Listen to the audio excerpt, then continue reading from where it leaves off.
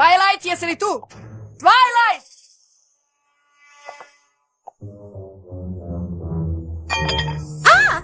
Izvini, nisam htjela da te uplašim. Ne, u redu je. Ionako mi je potreban odmor. Šta se događa? Znam da ti je Spike rekao da mora da poštuje svoj zmajev kodeks i služi me zauvek. I da se ti slažeš sa time, ali... Čekaj, šta?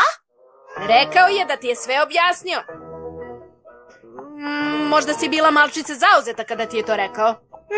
Možda malo. Trebalo je da shvatim da ga ne bi pustila tako lako. Sada kada znaš šta se dešava, možda bi mogla da porazgovaraš sa njim. Applejack, volela bih da mogu. Ali pričamo o zmajevom kodeksu. Jasno ti je šta on predstavlja zmajevima? Sve više i više. Postoji samo jedan način na koji bi Spike imao osjećaj da ti više ne duguje. 70, 71, 72, 73, 74, 75... U redu, slušajte ovamo. Spike mora da mi spasi život.